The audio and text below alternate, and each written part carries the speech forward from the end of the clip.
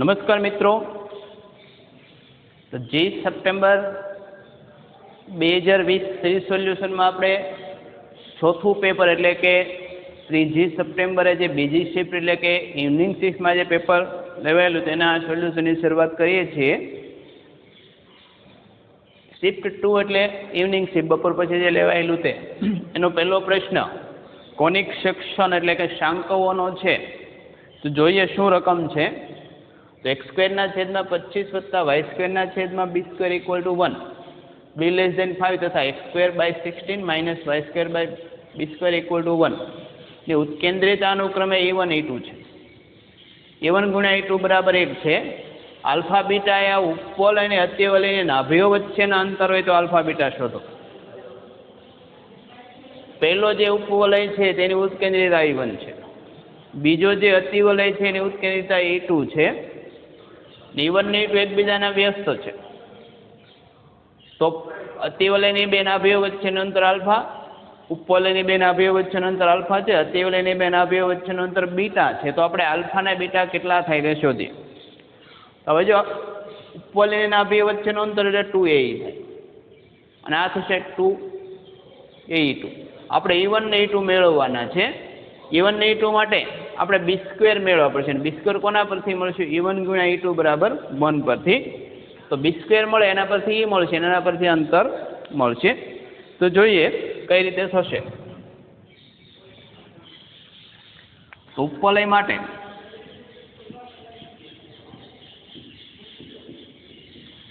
એ બરાબર કેટલા છે? 5. અને ઉપવલય માટે સૂત્ર હતું b square equal to a square 1 minus e1 square. માટે e1 સ્ક્વેર કેટલા થશે? તો 1 minus b square by a square થાય. એટલે કે e1 સ્ક્વેર b સ્ક્વેરના છેદમાં 25. બીજું અતિવલય હાઇપરબોલા માટે, અતિવલય માટે એની માટે a બરાબર 16 એટલે 4, b બરાબર તો b છે એટલે લખવાની જરૂર નથી. આની માટે સૂત્ર શું આવશે? તો b સ્ક્વેર, આની ઉત્કેન્દ્રિયતા e2 સ્ક્વેર હતી, કેમ કે ઉપવલય માટે e1 1 કરતા નાના હોય, અતિવલયમાં 1 કરતા મોટા. તો આની માટે e2 square 1 plus b square by a square. જો ડાયરેક્ટ સૂત્ર હોય તો તમે અહીંથી દાખલો શરૂઆત થાય, બંને ન હોય તો સ્ટાન્ડર્ડ સૂત્ર છે. માટે e2 સ્ક્વેર બરાબર 1 પ્લસ b સ્ક્વેરના છેદમાં 16. હવે કન્ડિશન આપેલી છે e1 ઇન્ટુ e2 બરાબર કેટલા છે? 1. e1 e2 બરાબર માટે e1 square into e2 square કેટલા થશે? 1. તો e1 સ્ક્વેર કેટલા છે? તો લસા લીધો હોય તો 25 માઇનસ b સ્ક્વેરના છેદમાં 25, e2 સ્ક્વેર 16 પ્લસ b સ્ક્વેરના છેદમાં 16 બરાબર 1. આ ગુણાકાર કરીને સામે જશે તો 25 ગુણ્યા 16 400, 25 b square minus 16 b square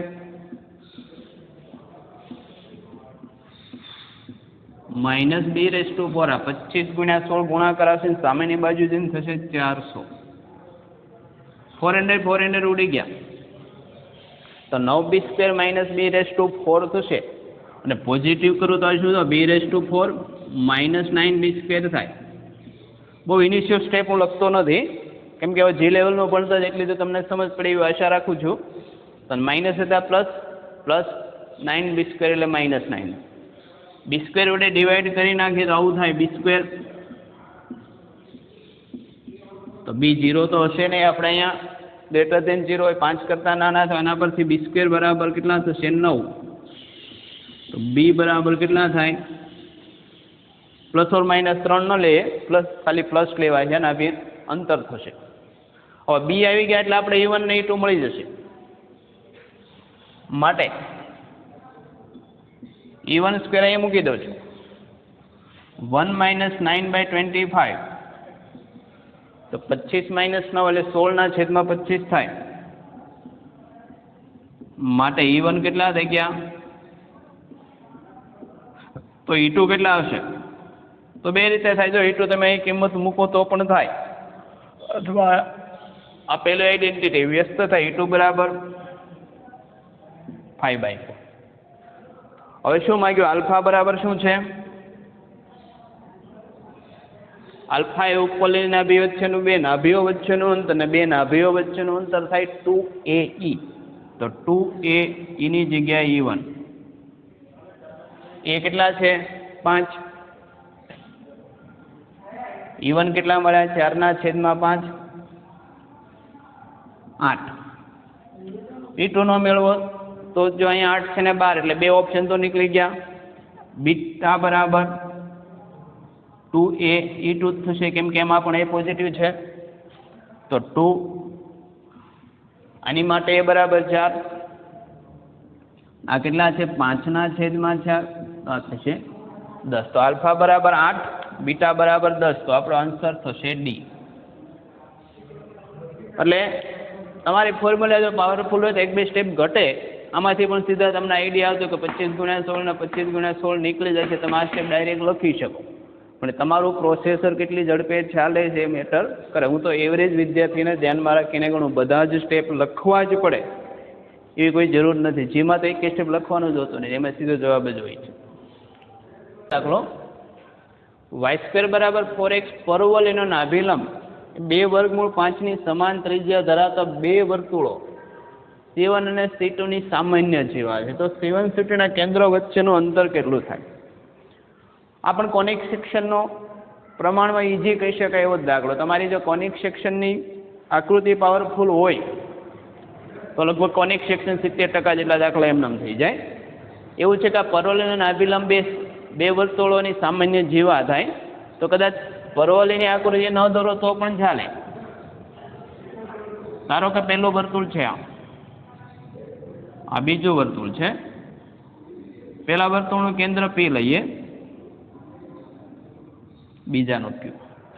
સામાન્ય જીવા જેનો મતલબ કે વર્તુળો બે બિંદુમાં છેદે છે. ને આ જે છે ધારો કે AB કહીએ, આની સામાન્ય જીવા છે. તો એવું આપ્યું છે કે આ બે વર્તુળો વચ્ચેનું અંતર PQ શોધવાનું છે. તો આકૃતિ પરથી એકદમ ઈઝી થઈ ગયું. આપણને આ ખબર છે કે આ AP R1 બરાબર કેટલા છે? ત્રિજ્યા આપેલી છે 2√5 એટલે 2√5. આ પણ કેટલા છે? સરખી ત્રિજ્યા છે 2√5. હવે આ અંતર શોધી નાખો અને આ અંતર શોધી નાખો એટલે બંને સરખું જ થશે. PM શોધી શકીએ આપણે, તો PM ના ડબલ એ PQ થાય, કેમ કે ત્રિજ્યા સરખી છે ને. બીજું ત્રિજ્યાને આ જીવાને ત્રિજ્યા કેવી? હંમેશા લંબ હોય ને મધ્ય બિંદુ એ જ છેદે. એટલે એમ છે ને આનું મધ્ય બિંદુ થાય. એટલે જો આપણને AM ની ખબર હોય, AM લંબાઈ ખબર હશે તો PM મળે. એટલે શોધવાની કોણ છે? AM. તો આપણને AB ની ખબર છે, AM ની ખબર નથી, પણ AB એ AM ના ડબલ હોય. કેમ કે વર્તુળોમાં ત્રિજ્યા એ જીવાને હંમેશા લંબ હોય, ને લંબ હોય તો ક્યાં છેદે? મધ્ય બિંદુ એ. તો AB બરાબર શું છે? તો જુઓ AB બરાબર શું છે? y² બરાબર 4x નો નાભિલંબ. એ શું છે? y² બરાબર 4x નો નાભિલંબ છે.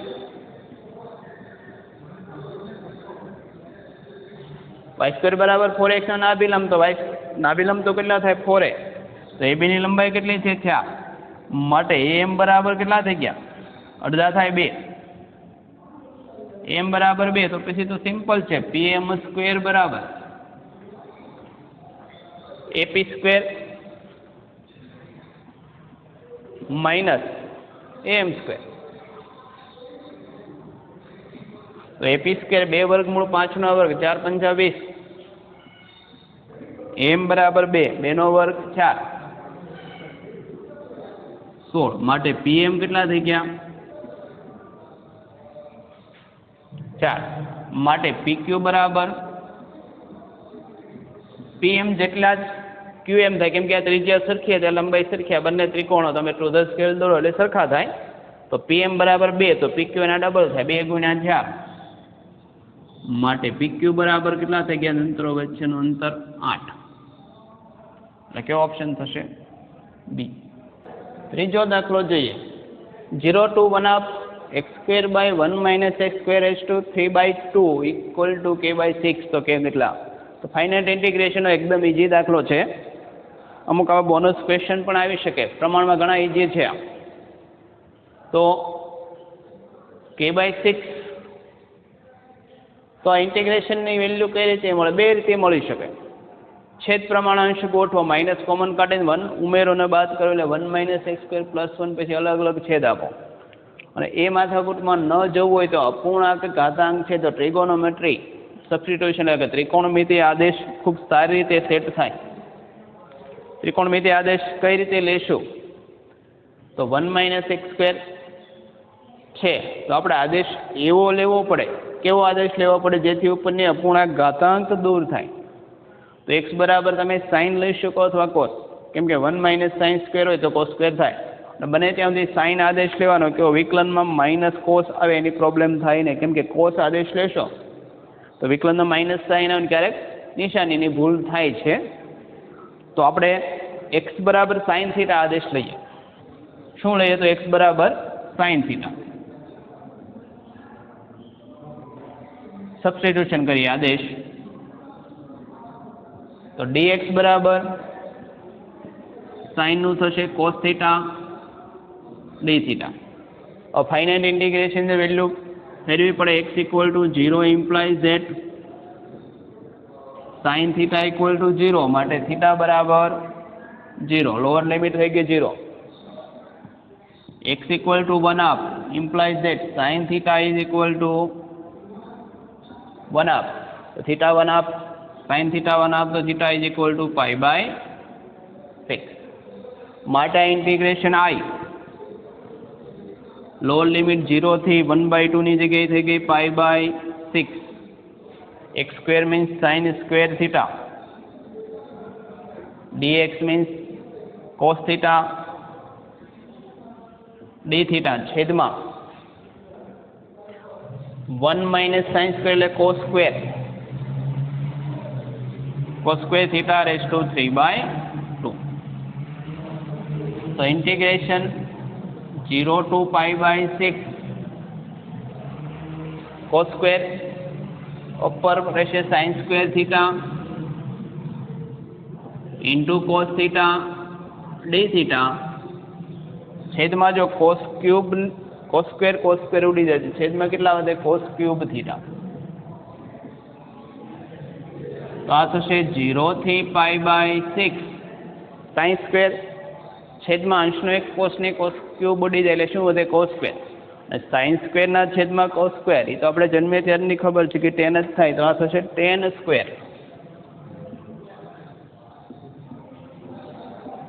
અને tan² નું ઇન્ટિગ્રેશન તો ખબર છે કે tan² એટલે sec² - 1 થાય એટલે tan θ -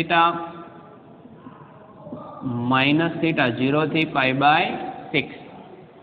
અપર લિમિટ મૂકીએ tan π/6 1/√3 - θ means π/6. Lower limit tan 0 એટલે 0, θ બરાબર 0 એટલે 0 માટે આનો સાદું રૂપ આપી દો તો 6 LCM લીધો તો 2√3 - π ઇક્વલ ટુ કેટલા આપેલા છે? k/6. હું જાતે નથી લખતો, આપેલા છે. તો વેરીફાઈ કરીએ તો કે કેટલા આવી ગયા? સિમ્પલ એક જ સ્ટેપમાં દાખલો થઈ ગયો 2√3 - π. તો k બરાબર 2√3 - π થશે.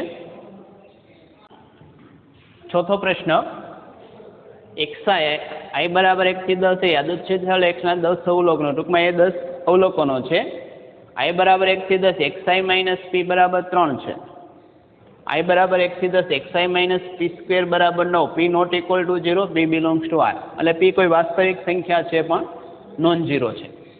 તો અવલોકનો માટે પ્રમાણિત વિચલન આંકડાશાસ્ત્રનો એકદમ ટુ ધ પોઈન્ટ પ્રશ્ન. અને પરીક્ષા માટે JEE માટે આંકડાશાસ્ત્ર એ તો બોનસ છે, સમજી લેવાનું કે એ દાખલો આવે પૂરેપૂરી શક્યતા ને એકદમ ઇઝી આવે, આમાં જાજા ભેગે પ્રમાણિત વિચલન જેવું કંઈ આવતું નથી. એટલે આ ચેપ્ટર તો કન્ફર્મલી કરી જ નાખવાનું. જ્યારે જે આપણે સ્ટ્રેટેજી વિશે ડિસ્કસ કરશું ત્યારે કહીશું કે એમાં 10 પ્રશ્નો એવા છે ઓલ સિલેબસમાં જનરલી વર્ષોથી પૂછાતા હોય છે ને એકદમ ઇઝી. તો એ ચેપ્ટર કન્ફર્મલી કરી નાખો તો તમને 25માંથી 10 તો કન્ફર્મ આવે કે બીજા જો 5 આવડે 15 થી 20 પ્રશ્ન સુધી પહોંચી શકો તો તમારો PR રેન્ક સારામાં સારો જશે. એવરેજ વિદ્યાર્થીને દાખલ કરીને કહું છું એટલે બધા પ્રશ્નો એટેન્ડ કરવાના નથી અને તમારા મનમાં એમ કે બધા એટેન્ડ કરી શકશે થશે નહીં, એવા બહુ રેર કેસમાં હોય છે. એ ટાર્ગેટની જરૂર નથી. એમાં દરેકમાંથી 20 પ્રશ્નો 60 પ્રશ્નો એટેન્ડ કરો તો ગેરેન્ટેડ કહું તો તમારો PR 99 અપ જાય, તમને જ્યાં જોતું હોય ત્યાં મળે. એટલે સ્ટ્રેટેજી સાથે આગળ જવું પડે. આડેધડ આંધળી મહેનત કરવાથી કંઈ થતું નથી. 2 શબ્દ આવે છે મિત્ર, મહેનત અને મજૂરી. તો મજૂરી અને મહેનતમાં શું ભેદ? તો મજૂરોએ પ્લાનિંગ વગર ગમે ત્યાં તમે કામ કરો એની મજૂરી કહેવાય, અને પ્લાનિંગ સાથે કંઈ કામ કરો ને એને મહેનત કહેવાય. એટલે આપણે મજૂરી નથી કરવાની, શું કરવાનું છે? મહેનત કરવાની. એટલે જે સારી ભાષામાં સુધરેલી ભાષામાં જેને આપણે સ્માર્ટ વર્ક કહીએ ને એ વસ્તુ કરવાનું છે. તો આ માટે પ્રમાણિત વિચલન તો સિમ્પલ છે. પ્રમાણિત વિચરણનું સૂત્ર આવું હતું, સિગ્મા x સ્ક્વેર બરાબર sigma xi minus p square by n minus sigma xi minus p by n whole square. p તરીકે આપણે જનરલી મધ્યક લઈએ, પણ મધ્યક લેવું જરૂરી નથી, કોઈ પણ લઈ શકાય. બધા માટે સિગ્મા x સ્ક્વેર તો સરખો જ તો છે. તો કિંમત મૂકી દઈએ તો વિચરણ આપણને મળે સિગ્મા xi સ્ક્વેર 9/n બરાબર કેટલા છે? 10 માઇનસ સિગ્મા xi 1 થી 10 છે કેટલા થાય? 3 n બરાબર 10 નો વર્ગ. તો 9/10 માઇનસ 9/100. તો 100 લસા લઈ લઈએ તો 10 વડે ગુણો છે 90 માઇનસ માટે સિગ્મા x સ્ક્વેર એટલે કે વિચરણ 81/10 માટે પ્રમાણિત વિચલન. તો આનું સ્ક્વેર રૂટ થાય કેટલું થાય? 9/10. તો કોણ આન્સર થશે? બી. એટલે પ્રમાણમાં ઇઝી, ખૂબ જ સરળ પ્રશ્ન હતો. 5મો પ્રશ્ન લઈએ જીમીન 3rd સપ્ટેમ્બર શિફ્ટ 2માં. તો R1 ને R2 બે સંબંધો આપ્યા છે. R1 સંબંધ એવો છે કે AB belongs to R square, જ્યાં A square plus B square belongs to Q. R2 બરાબર AB belongs to R square, A square plus B square not belongs to Q. એટલે Q એટલે કે સેટ ઓફ રેશનલ, આપણે જેને સમય સંખ્યાગણ કહીએ છીએ તે. તો AB ને એવા છે કે એનો વર્ગ એ સમય થાય. R2 માં એવા બધા AB લેવાના કે એનો વર્ગનો સરવાળો સમય ન થાય, વર્ગનો સરવાળો સમય થાય. તો બંનેના ઉપર પરંપરિતતા ઉપર ચેક કરવાનું કે R1 ને R2 બંને પરંપરિત નથી અથવા બંને પરંપરિત છે. R1 પરંપરિત છે, R2 નથી, અને R2 પરંપરિત છે, R1 નથી.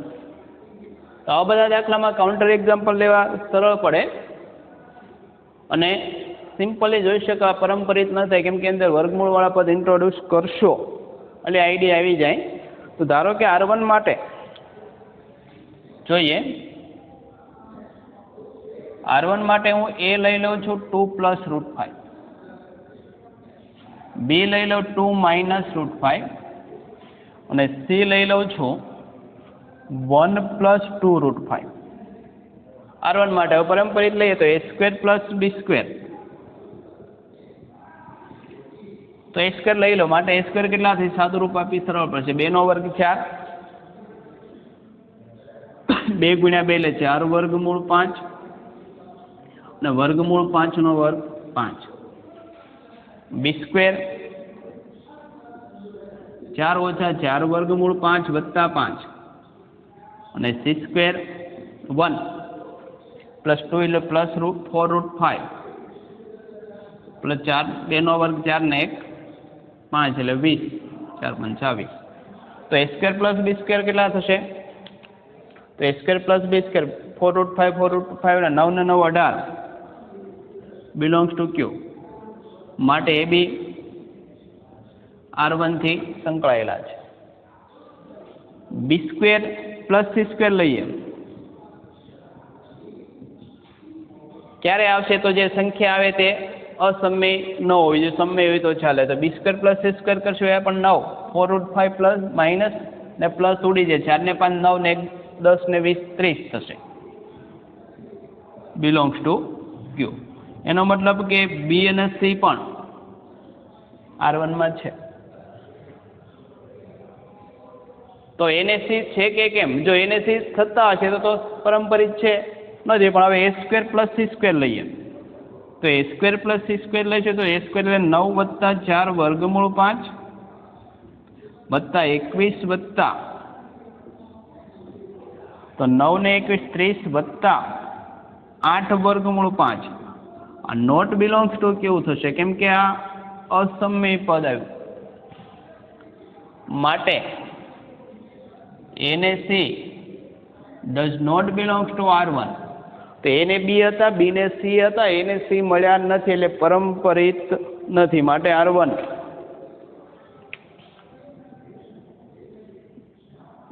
પરંપરિત નથી.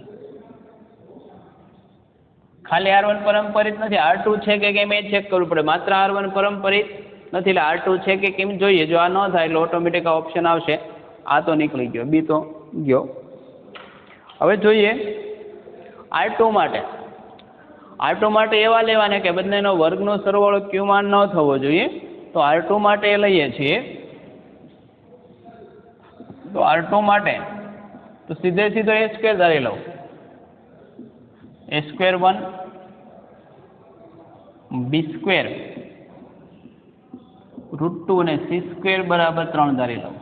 આ ધારી શકાય એનું કારણ કે જો આપણે તે એને બી આરની કોઈ પણ સંખ્યા આર સ્ક્વેરની સંખ્યા થાય 1 + 0 ને એવું બધું લઈ શકો તો એ સ્ક્વેર પ્લસ બી સ્ક્વેર.